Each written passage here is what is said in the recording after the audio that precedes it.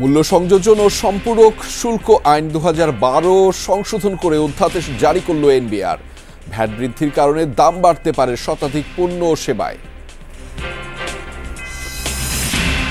কক্সবাজার সমুদ্র সৈকতে থেকে খুলনা সিটি কর্পোরেশনের অপসারিত কাউন্সিলরের গুলিবিদ্ধ মরদেহ উদ্ধার। 5 আগস্টের পর থেকে পলাতক ছিলেন তিনি, আটক 2।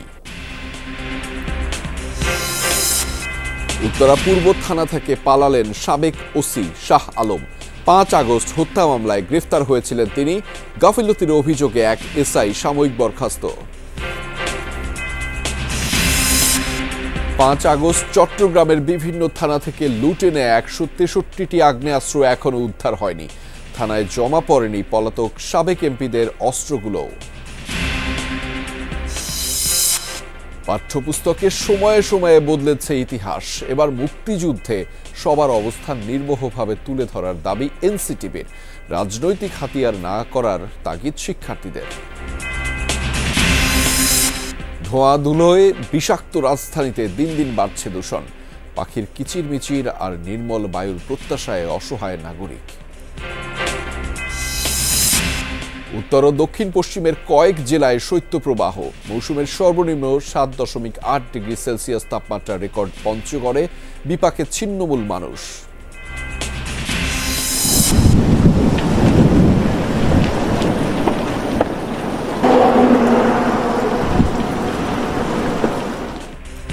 লস অ্যাঞ্জেলসের ভয়াবহ দাবানলে মৃতের সংখ্যা বেড়ে 7। বাতাসের কারণে আগুন নিয়ন্ত্রণে হিমশিম অবস্থা। লুটপাট বন্ধে কারফিউ জারির কথা ভাবছে কর্তৃপক্ষ।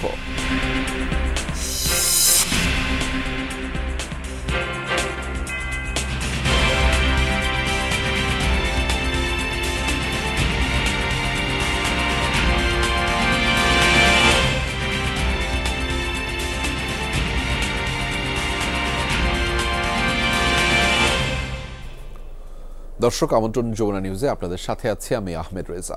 এতক্ষণ শিরোনাম দেখছিলেন।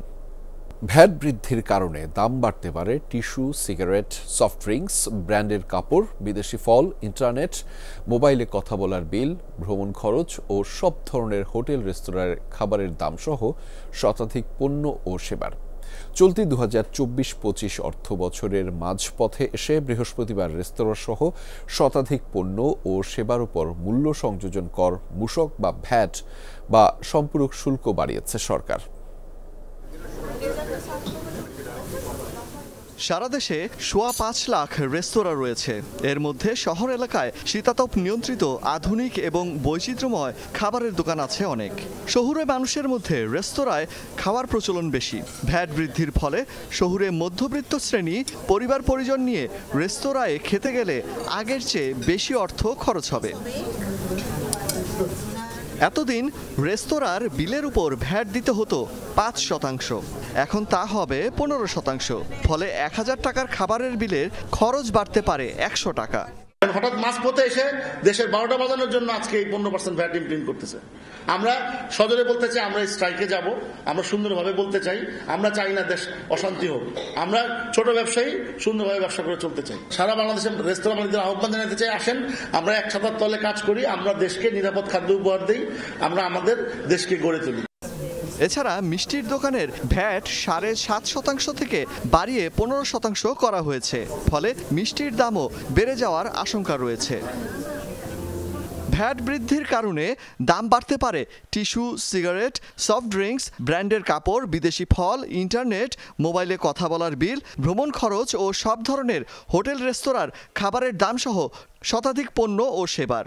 শুল্ক কর বৃদ্ধির তালিকায় আরও আছে বাদাম, আম, কমলা লেবু, আঙুর, আপেল ও নাশপাতি, যে কোনো ধরনের তাজা ফল, রং, ডিটারজেন্ট, মদের বিল, পটেটো ফ্ল্যাক্স, চশমার প্লাস্টিক ও metal frame, reading glass, sunglass, বৈদ্যুতিক ট্রান্সফরমার ও তাতে ব্যবহৃত তেল, বিদ্যুতের খুঁটি, সিআর কয়েল ও জিআই তার ইত্যাদি।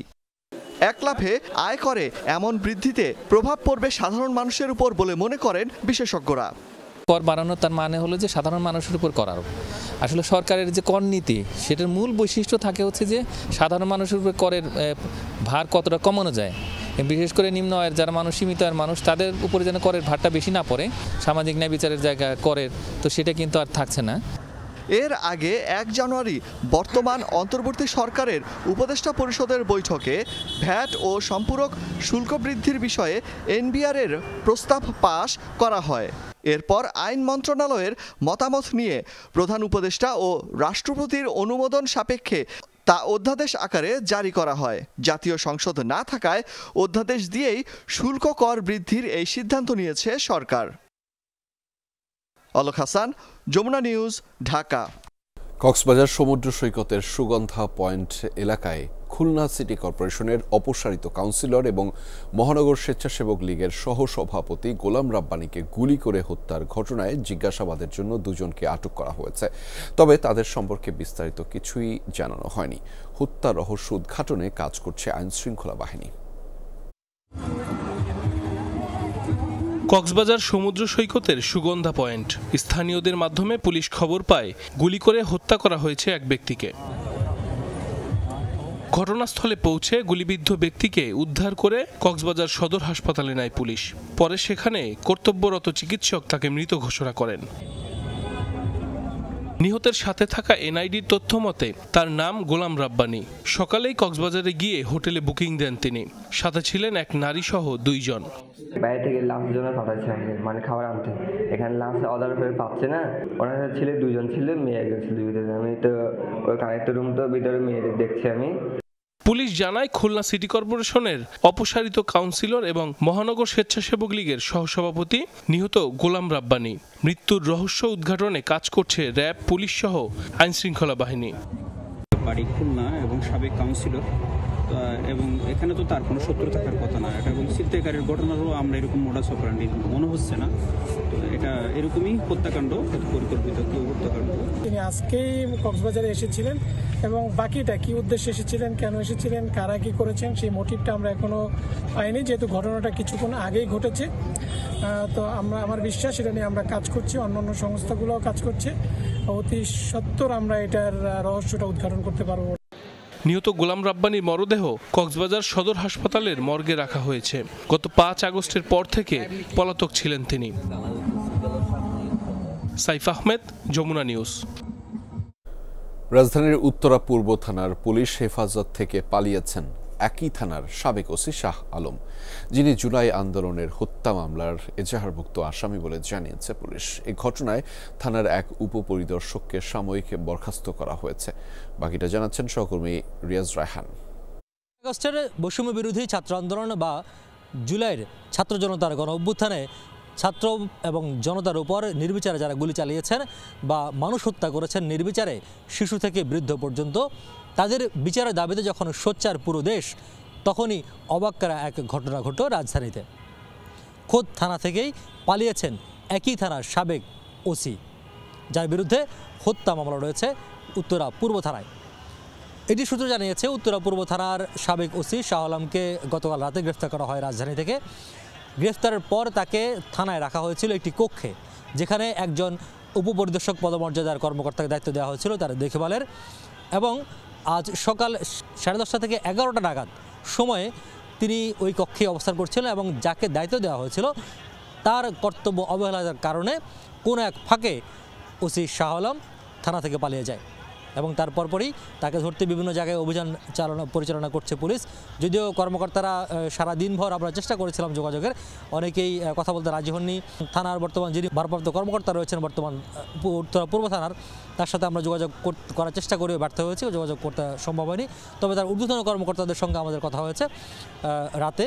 তারা যিনি জানিয়েছেন যে ওসি শাহ আলমকে দায়িত্ব দেওয়া, যাদেরকে দায়িত্ব দেওয়া হয়েছিল তাদের দায়িত্ব অবহেলা আছে কিনা এবং কারা যদি গাফিলতি থাকে তাদের বিরুদ্ধে কঠোর ব্যবস্থা নিতে যাচ্ছে পুলিশ প্রশাসন, বর্তমান পুলিশ প্রশাসন। উনি এখানে কর্মরত ছিলেন, ওনাকে আমরা আসলে গ্রেফতারই করছিলাম আর কি। যাদের গাফিলতি আছে তাদের বিরুদ্ধে আমরা ব্যবস্থা নিচ্ছি। আমরা ওনাকে গ্রেফতারের চেষ্টা চালাচ্ছি। ডিএমপির শীর্ষস্থানীয় কর্মকর্তাদের কাছ থেকে ওই ধরনের নির্দেশনা দেওয়া হয়েছে উত্তরা বিভাগকে, যাতে একদিকে যিনি পালিয়ে গেছেন সাবেক ওসি, উত্তরা পূর্ব থানা সাবেক ওসি শাহ আলম, তাকে গ্রেফতার, পাশাপাশি তাকে পালিয়ে যেতে যদি কেউ সহযোগিতা করে থাকে অথবা কারো গাফিলতির কারণে যদি তিনি পালিয়ে যেতে সক্ষম হন, যাদের গাফিলতি রয়েছে তাদের বিরুদ্ধেও কঠোর ব্যবস্থা নেওয়ার জন্য এরই মধ্যে নির্দেশনা দেওয়া হয়েছে। রিয়াজ রায়হান, যমুনা নিউজ, ঢাকা। চট্টগ্রামে অনেক অবৈধ অস্ত্র এখনও অপরাধীদের হাতে। এর মধ্যে 5 আগস্টের পর থানা থেকে লুণ্ঠিত 163টি অস্ত্র উদ্ধার হয়নি এখনও, যেগুলো অপরাধ কর্মকাণ্ডে ব্যবহৃত হচ্ছে বলে শঙ্কা অনেকের। পলাতক সাবেক মন্ত্রী এমপিদের অস্ত্র থানায় জমা পড়েনি। জলদস্যুদের অস্ত্র ভাণ্ডারও অক্ষত।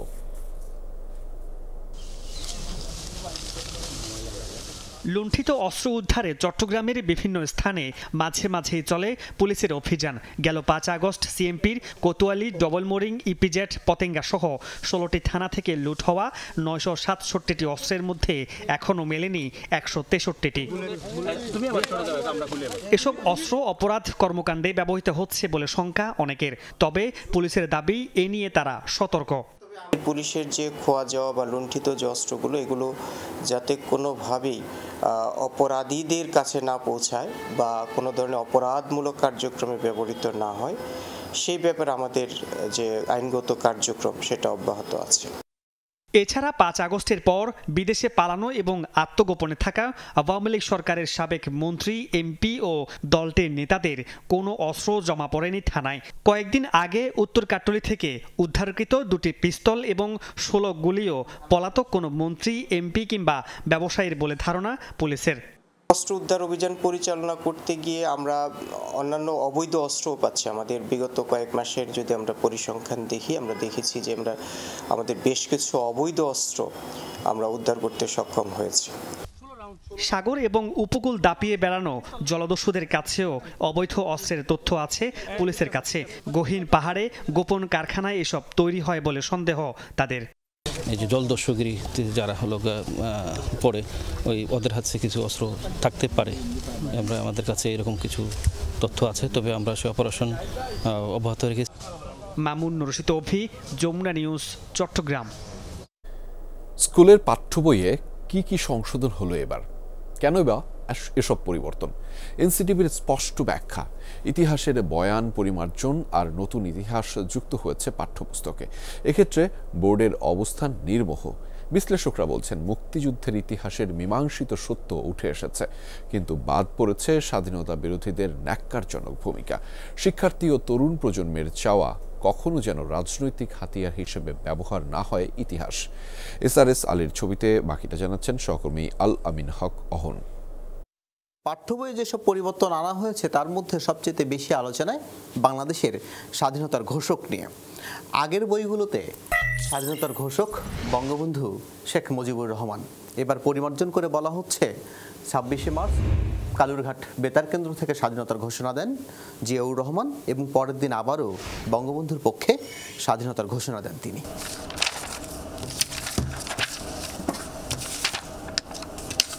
গত অর্ধ শতাব্দীতে পাঠ্য বইয়ে স্বাধীনতার ঘোষক হিসেবে জিয়াউর রহমান ও বঙ্গবন্ধু শেখ মুজিবুর রহমানের নামের অদল বদল হয়েছে কমপক্ষে 6 বার। অবস্থা এমন যে প্রাথমিকে যে ইতিহাস জেনে মাধ্যমিকে উঠল, সেখানে এসে দেখলো উল্টো। বিষয়টা একটু কমপ্লিকেটেড, কারণ আমি যেটা জেনে বড় হচ্ছি, আমার ছোট বোন সেটা জেনে বড় হচ্ছে না, সে আরেকটা স্টোরি জানছে। এটা অনেক সময় সামাজিকভাবে দ্বন্দ্ব লাগার কারণ হয়, এক এক পক্ষ নিয়ে হতে কথা বলে। জাতীয় শিক্ষাক্রম ও পাঠ্যপুস্তক বোর্ড এনসিটিভি বলছে এবার তুলে ধরা হয়েছে নির্মোহ ইতিহাস। মুক্তিযুদ্ধে সবার অবদান তুলে আনতে যোগ করা হয়েছে মাওলানা আব্দুল হামিদ খান ভাসানী সহ অন্য নেতাদের। স্বাধীনতার ঘোষণার ক্ষেত্রে আমরা মুক্তিযুদ্ধের যে দলিলপত্র সেটাকে অনুসরণ করেছি। ভারতীয় নেতৃবৃন্দ ইন্দিরা গান্ধী সহ অন্যান্যরা তারাও কিন্তু এই কথাগুলি বলেছেন যে এই ঘোষণার ফলে তারা জানতে পেরেছেন যে বাংলাদেশে স্বাধীনতার যুদ্ধ শুরু হয়েছে। প্রাথমিকে বাদ দেওয়া হয়েছে 7টি গদ্য পদ্য। চতুর্থ শ্রেণীতে বঙ্গবন্ধুর ছোটবেলা নিয়ে গল্প বাংলার খোকা আর নেই। যোগ হয়েছে শিল্পাচার্য জয়নুল আবেদিনকে নিয়ে টুনুর কথা নামে গল্প। এছাড়া দ্বিতীয় শ্রেণীতে বঙ্গবন্ধুকে নিয়ে লেখা সোনার ছেলে বাদ দিয়ে যুক্ত করা হয়েছে জাতীয় কবি কাজী নজরুল ইসলামকে নিয়ে লেখা দুখু মিয়ার জীবন। এনসিটিভির ভাষ্য, একটি পরিবারের নানা গল্প কাহিনী থেকে বের হতে চেয়েছেন তারা। শেখ রাসেলকে নিয়ে 8 পৃষ্ঠা জুড়ে আ ওয়ান্ডারফুল বয় বাদ দেয়া হয়েছে। এটিতে মূলত বঙ্গবন্ধু পরিবারের 7 সদস্যকে পরিচয় করানো, শেখ রাসেলের ছবি অঙ্কনের কথা উল্লেখ ছিল। শুধু ইতিহাস বয়ানের পরিমার্জন নয়, নতুন করে ইতিহাসও যুক্ত হয়েছে নতুন পাঠ্য বইয়ে। যুক্ত হয়েছেন আবু সাইদ, মুগ্ধরাও।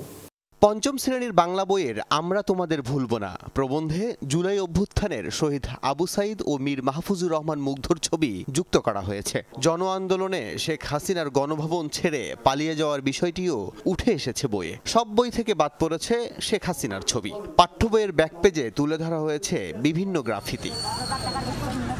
এত কিছুর পরও 2025-এর পাঠ্য বইয়ে কিছুটা কমতি দেখছেন ঢাকা বিশ্ববিদ্যালয়ের শিক্ষা ও গবেষণা ইনস্টিটিউটের অধ্যাপক মজিবুর রহমান। তার প্রশ্ন, কেন বাদ পড়ল মুক্তিযুদ্ধ বিরোধীদের ইতিহাস?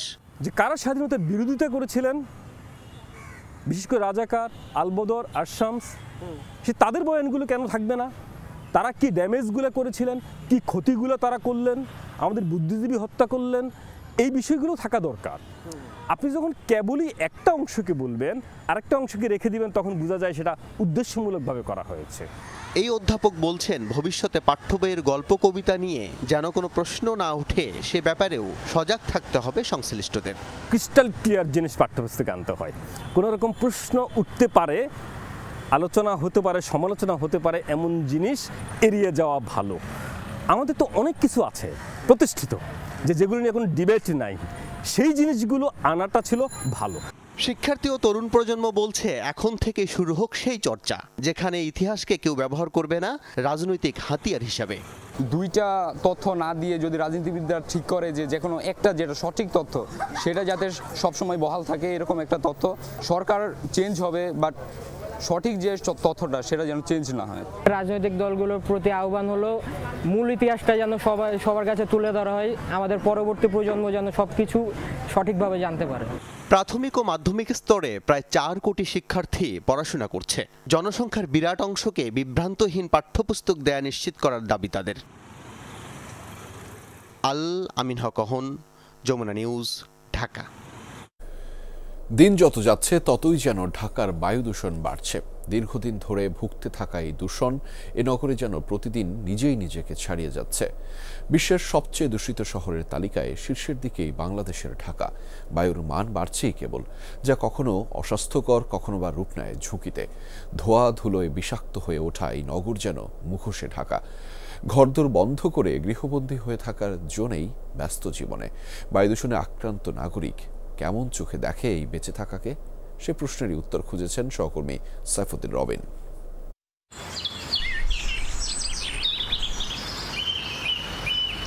স্নিগ্ধতাই আমার সুখ, চোখের মনের প্রশান্তি যে বাংলার পথে পথে। সেই নদী, সবুজ মাঠটা ফেলে এই শহরের বুকে নিজের নাম লিখব বলে আশা। বুঝিনি বিষয়টা এত সহজ হবে। বুঝিনি এ শহরে নাম লেখাতে পারলেও নিজের মুখটা আড়াল করে রাখতে হবে। এ শহরে পথে নামা তবে কি লজ্জার মুখোশে ঢাকা বিড়ম্বনা? পথে নেমে ভুলে যাই পাতার রং, সবুজ অবুঝ হয়ে যায়। ধূসর প্রলেপ মেখে গায় যেন আমি আমাকে হারাই, যেন বাস করি অন্যদের সময়ে, ক্ষত জমে জমে বৃক্ষের প্রাণ যায়। গায়ের পাখির কিচিরমিচির ভুলে খক খক শব্দটা এত পরিচিত হয়ে উঠবে ভাবিনি। দম আটকে দিতে এখানে এত আয়োজন, এত কসরত হবে।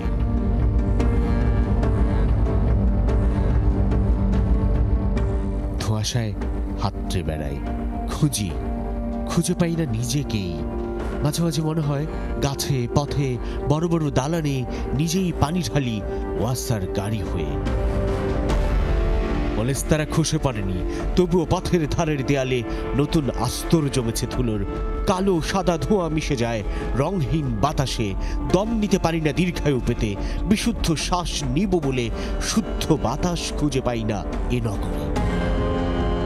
কুয়াশা নয়, ধুলোর রাজ্য যেন আশা বলে ডেকে নিয়ে যায় দূষিত অন্ধকারে। মন চায় ওদের থামাই, বলি আর কত দালান গড়া বাকি তোমাদের?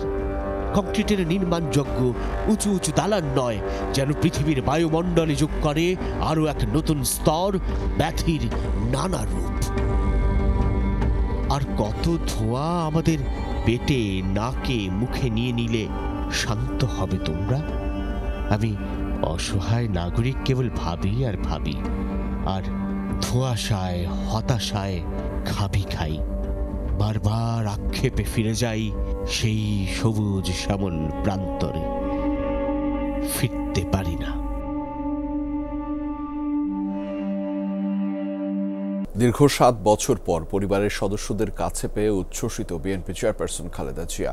বুধবার চিকিৎসার উদ্দেশ্যে যুক্তরাজ্যে যান তিনি। অধ্যাপক ডক্টর প্যাট্রিক কেনেডির অধীনে লন্ডন ক্লিনিকে ভর্তি করা হয়েছে তাকে। পরিবারের সদস্যদের কাছে পেয়ে মানসিকভাবে যথেষ্ট ভালো ও হাসি খুশি রয়েছেন খালেদা জিয়া।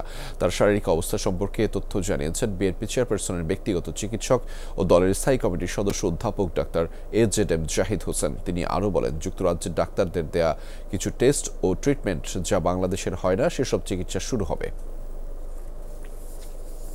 ওনাকে কার্ডিওলজিস্ট, আইসিইউ স্পেশালিস্ট সহ ইন্টারনাল মেডিসিন স্পেশালিস্ট এবং ফিজিওথেরাপি সহ অন্যান্য বিশেষজ্ঞ চিকিৎসকরা ওনার স্বাস্থ্য পরীক্ষা করেছেন এবং অ্যাকর্ডিংলি ওনার স্বাস্থ্য পরীক্ষার কিছু নিরীক্ষা করার জন্য অ্যাডভাইস করেছেন।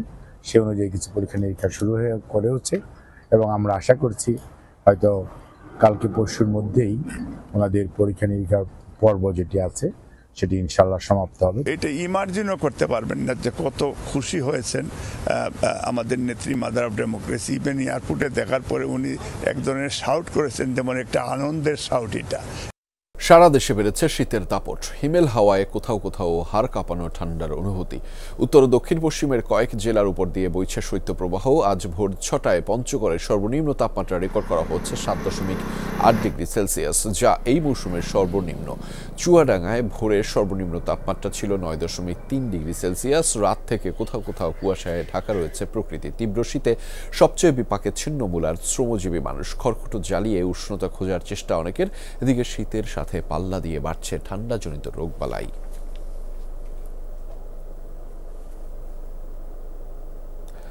দর্শক, শীতের প্রকোপ জানাতে চুয়াডাঙ্গা থেকে এই মুহূর্তে আমাদের সাথে যুক্ত রয়েছেন সহকর্মী জিসান আহমেদ। তার মাধ্যমে জানাবো সেখানকার সবশেষ পরিস্থিতিগুলো। জিসান, শীতের তীব্রতা কেমন দেখছেন? হতদরিদ্র মানুষের কি অবস্থা আপনার এলাকায়, সেটা একটু জানতে চাই বিস্তারিতভাবে।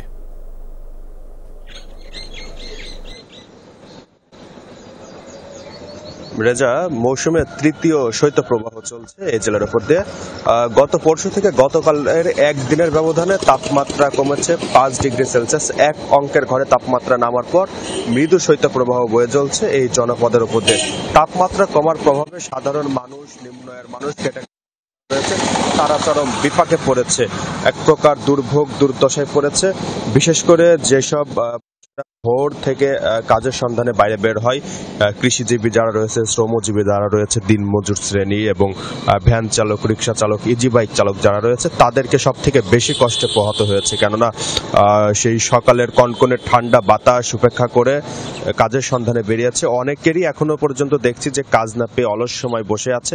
কেউ কেউ কাজের অপেক্ষায় দিন পার করছে, আবার কেউ কাজ পেলেও কিন্তু এই শীতের কারণে সেই কাজ শেষ করতে পারছে না। তীব্র ঠান্ডায় দৈনন্দিন কার্যক্রম ঠিক তেমনি ব্যাহত হচ্ছে। আয় রোজগারে অনেকটাই ভাটা পড়েছে। ছিন্নমূল অসহায় মানুষ যারা রয়েছে, যারা খোলা আকাশের নিচে দিন পার করে, তারাও কিন্তু অনেকটাই কষ্টে পড়েছেন। সব মিলিয়ে আসলে বলা যায় যে স্থবির হয়ে পড়েছে গোটা জনজীবন। আমরা দেখেছিলাম চুয়াডাঙ্গা সদর হাসপাতাল সহ বিভিন্ন স্বাস্থ্যকেন্দ্রে শীতজনিত রোগের প্রকোপ বেড়েছে। বিশেষ করে রোটা ভাইরাস এবং কোল্ড ডায়রিয়ায় আক্রান্ত হচ্ছে শিশু এবং বৃদ্ধরা। চিকিৎসকরাও কিন্তু বারবার পরামর্শ দিচ্ছে শীতজনিত রোগ থেকে বাঁচার জন্য নানা ধরনের যে পদক্ষেপ নেওয়ার বিষয়গুলো, সেটি কিন্তু বারবার বলছি। স্থানীয় আবহাওয়া অফিসের পক্ষ থেকে জানানো হয়েছে যে এই পরিস্থিতি আগামী আরো কয়েকদিন অব্যাহত থাকতে পারে, তারপরে হয়তো বা তাপমাত্রা কিছুটা উন্নত হতে পারে।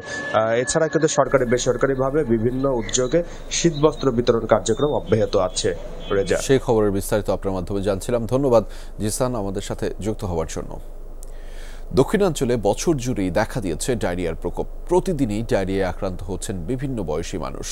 বর্তমানে শীতকালীন ডায়রিয়ায় শিশুদের আক্রান্তের সংখ্যা সবচেয়ে বেশি। এজন্য রোটা ভাইরাসকে দায়ী করছেন চিকিৎসকরা। যদিও রোটা ভাইরাস শনাক্তের কোনো ব্যবস্থা নেই এই অঞ্চলে। বিশেষজ্ঞ চিকিৎসকরা বলছেন, খাদ্যে বিশুদ্ধতা নিশ্চিত করতে না পারলে ডায়রিয়ার প্রাদুর্ভাব ঠেকানো সম্ভব নয়।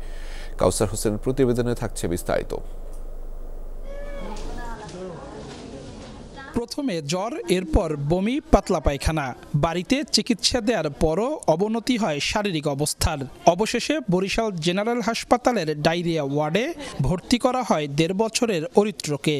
প্রথম জ্বর হয়েছিল, তারপরে কমছে, 2 দিন পর আবার জ্বর হালকা হালকা, তারপরে বমি করছে রাত্রে, তারপর ওই রাত্রেই নিয়ে গেছি ডাক্তারদারে।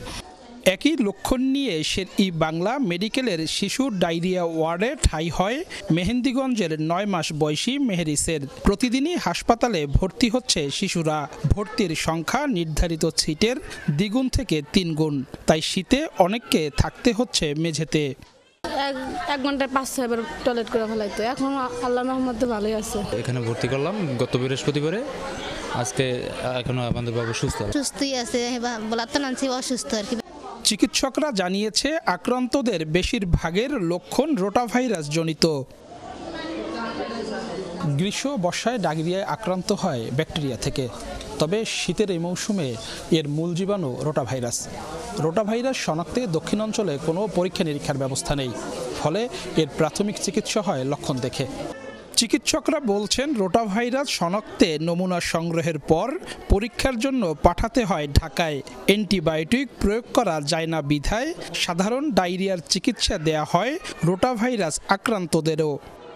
যে সময়টা বাচ্চার ডায়রিয়া থাকে সেই সময়টাকে আমরা যদি তাকে যথাযথ রিহাইড্রেশন করে রাখতে পারি, সেটা মুখে খাইয়ে হতে পারে অথবা স্যালাইনের মাধ্যমে হতে পারে, তাহলে কিন্তু ভালো হয়ে যায়। শিশুদের পাশাপাশি আক্রান্ত হচ্ছেন বড়রাও।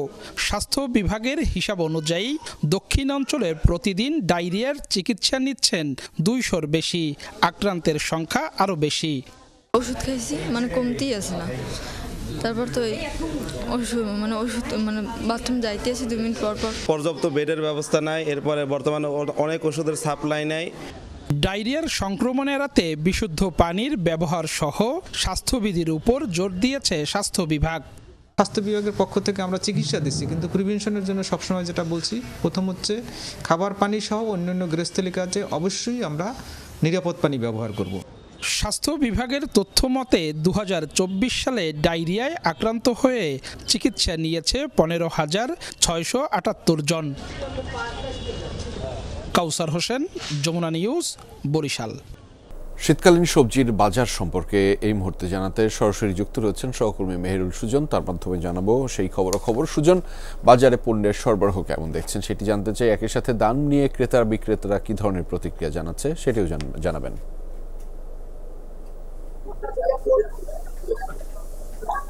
রেজা, থেকে কিন্তু বগুড়ার বাজারগুলোতে বিভিন্ন ধরনের সবজির কিন্তু সরবরাহ বেশ বেড়ে গেছে। আমরা গত কয়েক সপ্তাহ ধরে দেখছিলাম যে এই অঞ্চলের সবচেয়ে বড় যে সবজির মোকাম মহাস্থান হাট, সেই মহাস্থান হাটে কিন্তু সকাল থেকেই নানান জাতের যে সবজিগুলো রয়েছে শীতকালের, সেগুলোর ব্যাপক সরবরাহ আমরা দেখেছি। এবং দামের ক্ষেত্রে কিন্তু রেজা গত প্রায় 2 সপ্তাহ বা তার একটু বেশি সময় ধরে কিন্তু সবগুলো সবজির দামই মোটামুটি নিম্নমুখী রয়েছে। যেমন আজকের বাজারে আমি মহাস্থানের যে পাইকারি হাট, সেখানে খোঁজ দিচ্ছিলাম যে ফুলকপি কিন্তু আজকেও সেখানে সর্বোচ্চ 3 থেকে 4 টাকা কেজিতে বিক্রি হচ্ছিল, যেটি খুচরা বাজারে এসে 15 টাকা কেজিতে বিক্রি হচ্ছে। অন্যদিকে পাতাকপি বা বাঁধাকপি নামে যে সবজিটি পরিচিত, সেটি কিন্তু মহাস্থান হাটে পাইকারিতে বিক্রি হচ্ছে 10 টাকা পিস হিসেবে, এবং সেটি বাজারে এসে মোটামুটি 15 টাকা বা 16 টাকা পিস হিসেবে বিক্রি হচ্ছে। অন্যদিকে শিমের দাম কমে গেছে। শিম যেটি গত সপ্তাহে আমরা দেখেছি যে পাইকারিতে 30 টাকা বিক্রি হচ্ছিল, সেটি কিন্তু আজকে পাইকারিতে মোটামুটি 10-12 টাকার মধ্যে মিলছে। এবং খুচরা ব্যবসায়ী যারা, তারা কিন্তু এই খুচরা বাজারে এসে সেটি 15 থেকে 20 টাকা, কেউ 22 টাকা কেজিতে বিক্রি করছেন। অন্যদিকে আমরা যদি বেগুনের কথা বলি, সেটির দামও কিন্তু গত 2 সপ্তাহে বেশ কমে এসেছে। গত সপ্তাহে আমরা দেখেছি যে পাইকারি হাটে 30 টাকা কেজিতে বেগুন বিক্রি হচ্ছিল, তবে আজকে এসে সেটি আমরা দেখেছি যে 15 থেকে 20 টাকায় পাইকারিতে বিক্রি হচ্ছে, এবং খুচরা বাজারে এসে সেটি 25 থেকে 30 টাকায় চলে গেছে। অন্যান্য সবজি যেগুলো রয়েছে সবগুলোই মোটামুটি কিন্তু একেবারেই বলা চলে যে ক্রেতাদের নাগালের মধ্যে এসেছে, এবং ক্রেতারা কিন্তু কিছুটা খুশি। যদিও ব্যবসায়ীরা বলছেন যোগান বাড়ার কারণে, দাম কমার কারণে তাদের খানিকটা লস হচ্ছে, তারপরে কিন্তু বাজার এই মুহূর্তে বেশ স্থিতিশীল রয়েছে। রেজা, সেই খবর আপনার মাধ্যমে জানছিলাম। ধন্যবাদ মেহেরুল সুজন আমাদের সাথে যুক্ত হবার জন্য। দর্শক, এবারে জানাতে চাই সকাল সকাল শীতের পিঠাপুলির খবরাখবর। সেটি জানাতেই সিলেটে পিঠার উৎসব নিয়ে আমাদের সাথে যুক্ত রয়েছেন সহকর্মী নাবিল হোসেন। তার মাধ্যমে জানাবো সেখানকার সেই উৎসবের খবর। নাবিল, উৎসবের আয়োজন কেমন দেখছেন এবং সেখানে মূলত কি হচ্ছে এখন জানাতে চাই আপনার মাধ্যমে দর্শকদেরও। রেজা, শীত মানেই তো গ্রাম বাংলার ঘরে ঘরে আসলে পিঠাপুলির যে উৎসব সেই উৎসব, কিন্তু শহরের যান্ত্রিক জীবনে সেই পিঠাপুলির উৎসবের কথা আসলে আমরা সচরাচর খুব একটা দেখতে পারিনি। তবে শ্রুতি সিলেট প্রতি বছরের মতো অর্থাৎ গত 2 যুগ ধরে তারা সিলেটে এই শীতের সময়টাকে আসলে তার পিঠা উৎসব করে থাকে। এবারও তার ব্যতিক্রম হয়নি। আমরা যেটি দেখছি যে বিভিন্ন স্টল আসলে এই যে সিলেটের এই যে শ্রুতির যে পিঠা উৎসব সেই উৎসবে স্থান পেয়েছে এবং সেসব স্টলে সাধারণত আমরা গ্রাম বাংলার যে ঐতিহ্যবাহী যে পিঠাপুলি রয়েছে সেগুলোর পাশাপাশি সিলেটের যেসব আসলে ঐতিহ্যবাহী পিঠাগুলো রয়েছে সেগুলো আমরা আসলে দেখতে পাচ্ছি। এবং এখানে যারা উদ্যোক্তারা আছেন তারা যেমনটি আমাদেরকে জানিয়েছেন যে একদিক দিয়ে আসলে শহরের মানুষদের যে গ্রাম বাংলার যে পিঠাপুলির যে আসলে সংস্কৃতি, বিশেষ করে তরুণ প্রজন্মের কাছে এই যে আমাদের বাঙালির যে পিঠাপুলি সংস্কৃতি সেটিকে পরিচয় করিয়ে দেওয়ার পাশাপাশি তারা চেষ্টা করছেন যে এই যে স্টলগুলো যেটি দেখছেন সেগুলোর বেশিরভাগই আসলে দিয়েছেন নারী উদ্যোক্তা, যারা আসলে চেষ্টা করছেন যে কিছু একটা করে নিজেদের পরিবার এবং নিজেদেরকে আসলে এস্টাবলিশ করতে। তাদেরকেও আসলে শ্রুতি সুযোগ করে দিয়েছে তারা যাতে এই ধরনের মেলা বা আয়োজনের মধ্য দিয়ে তাদের যে আসলে ব্যবসা প্রতিষ্ঠানগুলো রয়েছে সেগুলো যাতে পরিচিতি পায় সাধারণ মানুষের কাছে। অর্থাৎ দুইটি উদ্যোগকেই তারা আসলে সম্মিলন করার চেষ্টা করেছেন। এবং পাশাপাশি আমরা আরেকটি বিষয় যা দেখেছি যে এই পিঠাপুলি উৎসবের পাশাপাশি দিনব্যাপী কিন্তু এই যে উৎসবে সেখানে সাংস্কৃতিক আয়োজন রয়েছে, বিভিন্ন সংস্কৃতি কর্মীরা সেখানে তাদের আসলে পরিবেশন করবেন। এভাবেই আসলে পিঠা উৎসবটি এইমাত্র শুরু হয়েছে। রেজা, একদমই তাই নাবিল। ঐতিহ্য এবং সংস্কৃতির সেই খবরাখবর আপনার মাধ্যমে জানছিলাম। আমাদের সাথে যুক্ত হওয়ার জন্য আপনাকে ধন্যবাদ। মহাসড়কে রাতের যাত্রায় বাড়ছে দুশ্চিন্তা, প্রায় ঘটছে দুর্ঘটনা এবং প্রাণহানি। ফায়ার সার্ভিস আর হাইওয়ে পুলিশ বলছে তীব্র কুয়াশার মাঝে বেপরোয়া গতিতে গাড়ি চালান অনেক চালক, এতে ঘটছে দুর্ঘটনা। তাই নিয়ম মেনে সাবধানে গাড়ি চালানোর পরামর্শ দিয়েছেন তারা। সন্ধ্যা থেকেই কুয়াশা, এরপর রাতের গভীরতার সাথে বাড়তে থাকে তীব্রতাও। ঢাকা পড়ে সড়ক মহাসড়ক, তার মাঝেই যাত্রী নিয়ে ছুটছে দূরপাল্লার বাস, চলছে পণ্যবাহী গাড়িও। শীত নামার পর থেকেই রাতের এই যাত্রা এখন অনিরাপদ। প্রায় প্রতিদিনই আসছে দুর্ঘটনা, প্রাণহানির খবর। একসাথে সংঘর্ষ ঘটছে কয়েক বাসের, কখনো বা একই মহাসড়কে ঘটছে একাধিক দুর্ঘটনা, বাড়ছে যাত্রীদের আতঙ্ক। রাত্রে যখন 10টা বেজে যায়, 9টা বেজে যায়, তখন ড্রাইভারদের চোখে ঘুম চলে আসে। বর্তমান অ্যাক্সিডেন্টের কারণ হলো একেবারে কুয়াশা, সেকেন্ড থেকে হলো রাস্তা সংকীর্ণতা। অটো যে গাড়িগুলো এগুলো তো অ্যাভেলেবল চলতে আছে, বুঝছেন, মহাসড়কেও চলতে আছে, এগুলোর জন্যই বেশিরভাগ আপনার অ্যাক্সিডেন্টটা হয়।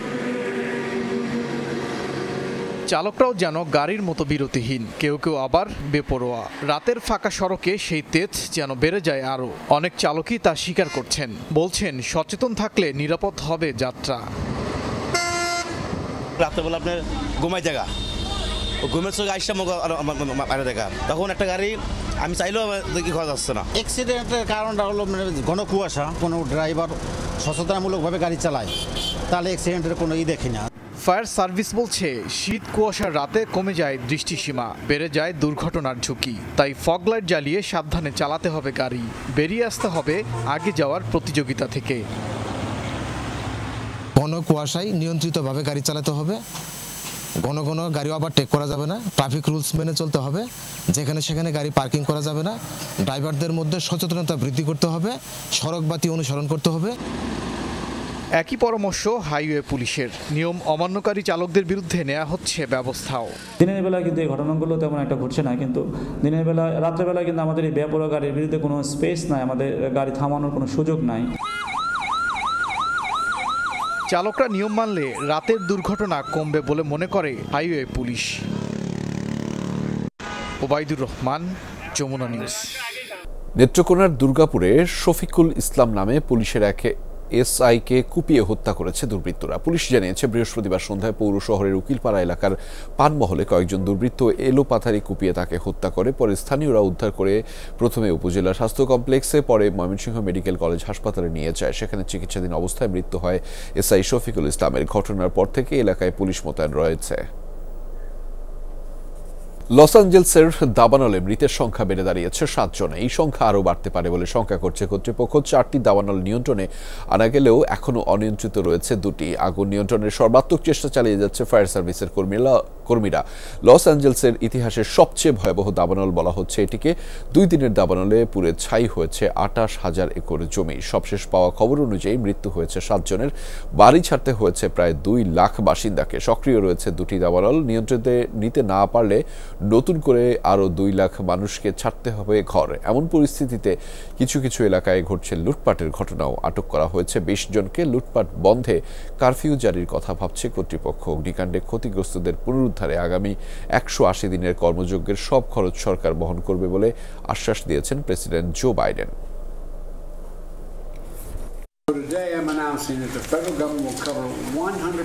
দাবানলের উদ্ধার কাজে সব খরচ সরকার বহন করবে। ধ্বংসাবশেষ সরানো, অস্থায়ী আশ্রয়কেন্দ্র তৈরি সহ জীবন ও সম্পদের রক্ষার জন্য যা প্রয়োজন সব এই খরচের অন্তর্ভুক্ত হবে। স্থানীয় প্রশাসনকে বলতে চাই, ক্ষতিগ্রস্তদের পুনর্বাসনে যা প্রয়োজন করুন। তহবিল কেন্দ্রীয় সরকারের। ক্যালিফোর্নিয়ার ইতিহাসের নজিরবিহীন দাবানলের হাত থেকে রেহাই পায়নি মার্কিন তারকাদের বিলাসবহুল বাড়িও। ছাই হয়েছে জনপ্রিয় মার্কিন তারকা জুটি অ্যাডাম ব্রডি ও লাইটন মিস্টার সহ অভিনেতা জেমস উডসের প্যাসিফিক প্যালিসেডের অভিজাত বাড়িও। আগুনে স্মৃতি বিজড়িত বাড়ির অস্তিত্ব বিলীন হওয়ায় সোশ্যাল মিডিয়ায় আবেগঘন পোস্ট করেছেন জনপ্রিয় টিভি ব্যক্তিত্ব প্যারিস হিলটন, সঙ্গীতশিল্পী ও অভিনেত্রী ম্যান্ডি মুর সহ অনেক তারকা। আগুনে পুড়ছে মার্কিন জনপ্রিয় তারকা অ্যাডাম ব্রোডি ও লাইটন মিস্টারের লস অ্যাঞ্জেলসের বাড়ি। প্যাসিফিক প্যালিসেড আগুনে ছাই হয়ে গেছে দম্পতির $60 লাখ আভিজাত বাড়িটি। 2019 সাল থেকে সেখানে পরিবারের সাথে বাস করছিলেন তারা। কোনো মতে প্রাণে বেঁচে ফিরেছেন প্যাসিফিক প্যালিসেডের বাসিন্দা 77 বছর বয়সী জনপ্রিয় অভিনেতা জেমস উডস। সিএনএনকে দেয়া এক সাক্ষাৎকারের মাঝেই কান্নায় ভেঙে পড়েন তিনি। 3 বছর আগে বাড়ির সংস্কার কাজ শেষ করেছি, আর পুরোপুরিভাবে থাকা শুরু করেছিলাম 3 মাস আগে থেকে। আগুন যেখান থেকে ছড়িয়েছে সেখান থেকে আমাদের বাড়ি খুবই কাছে ছিল। কিছু বুঝে ওঠার আগেই আগুনের কালো ধোঁয়ায় সব ছেয়ে গেছে। কোনো মতে বাড়ি থেকে বের হয়ে হোটেলে আশ্রয় নিয়েছি। আসলে এ অনুভূতি বলে বোঝানোর মতো নয়।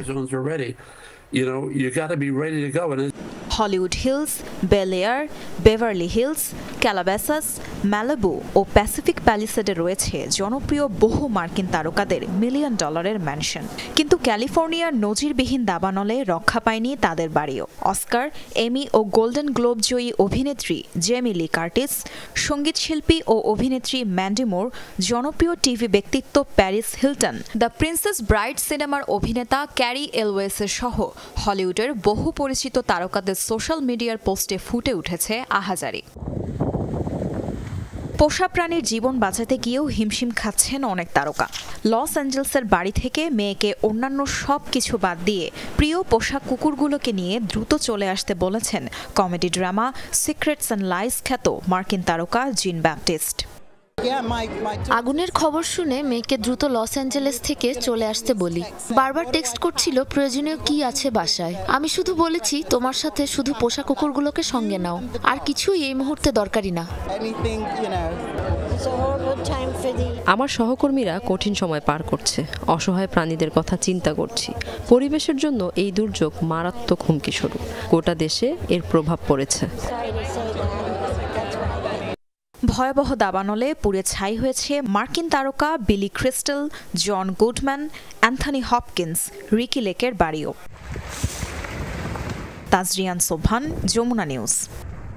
এবার জানাচ্ছি বিপিএল এর খবর। সিলেট পর্বের বিপিএল এ আজ রয়েছে 2টি ম্যাচ। দুপুর 2টায় দিনের প্রথম ম্যাচে মুখোমুখি হবে দুর্বার রাজশাহী ও খুলনা টাইগার্স, আর সন্ধ্যা 7টায় দ্বিতীয় ম্যাচে সিলেট স্ট্রাইকার্সের প্রতিদ্বন্দ্বী হিসেবে লড়বে ঢাকা ক্যাপিটালস।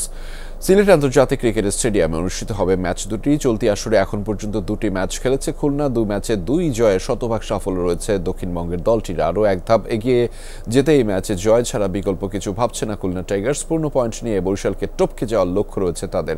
এদিকে সন্ধ্যার ম্যাচে প্রতিদ্বন্দ্বিতা করতে যাচ্ছে টেবিলের তলানির 2 দল ঢাকা ও সিলেট। চলতি আসরে এখন পর্যন্ত জয়ের মুখ দেখেনি কোনো দলই। ঢাকা ক্যাপিটাল 5টি ম্যাচ খেলে ফেললেও খুলতে পারেনি জয়ের কোনো খাতা। আর 3 ম্যাচ ফেলা সিলেট স্ট্রাইকার্সও আছে সেই দলে। তবে সব ছাপিয়ে জয়ের দিকে চোখ রাখছে 2 দল। বোলিং অ্যাকশন শুধরানোর দ্বিতীয় পরীক্ষাতেও পাশ করতে পারেননি সাকিব আল হাসান। জানা গেছে 21 ডিসেম্বর চেন্নাইয়ে দেয়া পরীক্ষায় সাকিবের অ্যাকশনে আবারও ত্রুটি ধরা পড়েছে। তবে নতুন করে বোলিং অ্যাকশন পরীক্ষা দিতে পারবেন কিনা তা নিয়েও রয়েছে ধোঁয়াশা। পরীক্ষার চূড়ান্ত ফলাফল প্রকাশ হলেই সাকিবকে চ্যাম্পিয়ন্স ট্রফির দলে রাখার বিষয়ে সিদ্ধান্ত নেবে বিসিবি।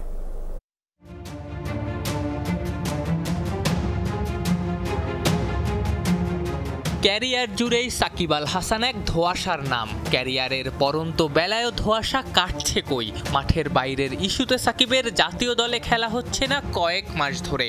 এবার সাকিব মাঠের বাইরে থাকতে পারেন ক্রিকেটীয় কারণেই। জানা গেছে ভারতের চেন্নাইয়ে আইসিসি অনুমোদিত শ্রী রামচন্দ্র বিশ্ববিদ্যালয়ের বায়োমেকানিক্স ল্যাবে বোলিং অ্যাকশন পরীক্ষা দিয়েছিলেন সাকিব। সেই পরীক্ষায় উত্তীর্ণ হতে ব্যর্থ হয়েছেন। সাকিব আবারও নতুন করে বোলিং অ্যাকশন পরীক্ষা দিতে পারবেন কিনা, কিংবা দিলেও সেটা কবে নাগাদ, তা নিয়েও আছে ধোঁয়াশা। ফলে সিলেকশন কমিটির উপরও চাপ বেড়েছে। পরীক্ষার চূড়ান্ত ফলাফল প্রকাশ হলেই তাকে চ্যাম্পিয়ন্স ট্রফির দলে রাখার বিষয়ে সিদ্ধান্ত নেবে বিসিবি।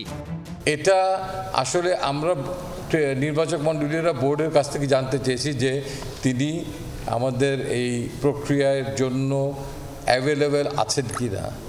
সেটা এখনও আমরা উত্তর পুরোপুরি পাইনি, আংশিক একটা পেয়েছি। কিন্তু যেহেতু আবার একটা শোনা যাচ্ছে তিনি অংশগ্রহণ করেছেন, তো সেটার জন্য ওয়েট করতে হবে। এমনিতে আইসিসির নিয়ম অনুযায়ী আইসিসি স্বীকৃত ল্যাবে পরপর 2টো পরীক্ষায় বোলিং অ্যাকশন অবৈধ প্রমাণিত হলে 1 বছর সব ধরনের ক্রিকেটে বল করা থেকে নিষিদ্ধ হবেন বোলার। তাই নিয়ম অনুযায়ী চেন্নাইয়ে ফেল করা সাকিবের সব ধরনের ক্রিকেটে বল করায় নিষেধাজ্ঞা আসার কথা। খেলা চালিয়ে যেতে পারবেন ব্যাটার হিসেবে। তবে এই রিপোর্টকে চ্যালেঞ্জ জানানোর সুযোগও সাকিবের সামনে থাকছে। যদি বোলারের মনে হয় বোলিং অ্যাকশন টেস্টের রিপোর্ট সঠিক না, তাহলে এ ব্যাপারে তিনি চ্যালেঞ্জ জানাতে পারবেন, আবারও দিতে পারবেন পরীক্ষা। জানা গেছে দ্বিতীয়বার ফেল করার পর আরও একবার অর্থাৎ তৃতীয়বার সাকিবের বোলিং অ্যাকশনের পরীক্ষা দেওয়ার কথা। সেখানেই উঠেছে প্রশ্ন, আর এই প্রশ্ন উত্তরের খেলার ওপর অনেকাংশেই নির্ভর করছে বাংলাদেশের জার্সিতে বিশ্বসেরা অলরাউন্ডারের ভবিষ্যৎ। আফনান পিয়াল, যমুনা স্পোর্টস, ঢাকা। দর্শক, এবার জানাচ্ছি স্প্যানিশ সুপার কাপের খবর। মায়োর্কাকে 3-0 গোলে হারিয়ে ফাইনাল নিশ্চিত করেছে রিয়াল মাদ্রিদ। আগামী রোববার শিরোপা নির্ধারণী ম্যাচে চিরপ্রতিদ্বন্দ্বী বার্সেলোনার মুখোমুখি হবে লস ব্লাঙ্কোসরা। জেদায় দ্বিতীয় সেমিফাইনালে খেলার শুরু থেকেই মার্কোকাকে ব্যস্ত রাখে রিয়াল মাদ্রিদ। একের পর এক সুযোগ তৈরি করলেও তা থেকে গোল আদায় করতে পারছিল না আনচেলত্তি শিষ্যরা। ফলে প্রথমার্ধ শেষ হয় গোলশূন্যভাবে। দ্বিতীয়ার্ধে ডেডলক ভাঙেন জুড বেলিংহ্যাম। 63 মিনিটে এই মিডফিল্ডারের ফিনিশিংয়ে স্কোর লাইনে 1-0 করে রিয়াল মাদ্রিদ। ইনজুরি টাইমসের দ্বিতীয় মিনিটে আত্মঘাতী গোলে আবারও পিছিয়ে পড়ে মায়োর্কা। আর 3 মিনিট পর রদ্রিগোর ফিনিশিংয়ে 3-0 গোলের জয় নিশ্চিত করে লস ব্লাঙ্কোসরা।